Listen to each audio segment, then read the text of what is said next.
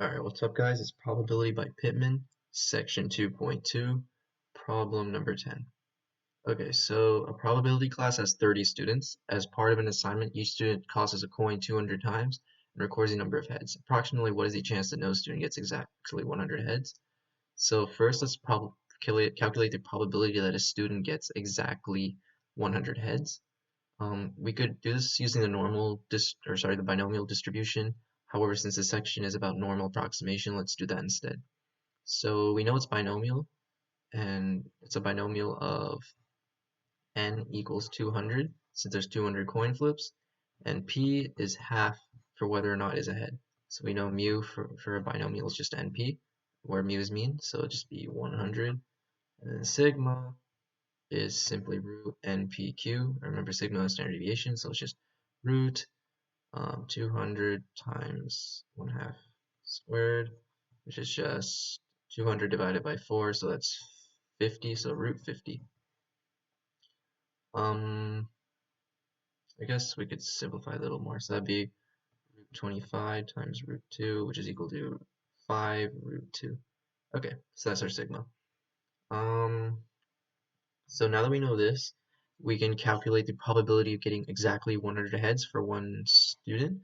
So it'll be 100, and we'll use our corrective factor of plus 1/2 minus mu, which is 100, all over sigma, which is 5 root 2, minus phi 100 minus half minus 100, all over 5 root 2. And that simplifies down to half over 5 root 2 minus sigma negative half 5 root 2. Alright, so that's our answer for the probability that a student gets exactly 100 heads.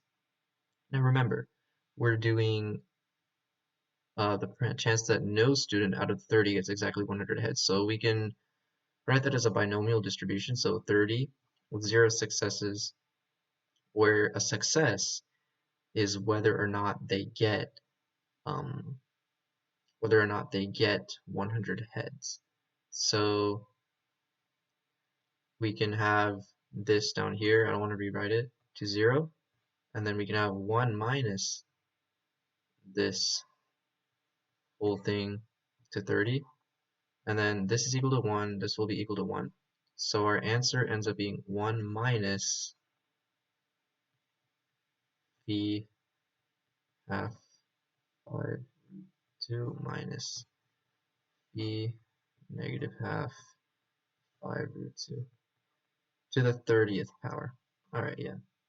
If you were to do this whole thing using a binomial distribution rather than normal approximation, you get a very similar answer. In fact, that's what I did before this, before I realized, oh wait, this chapter is literally about normal approximation. But yeah, this answer, it works as well. Cool. I hope that helps.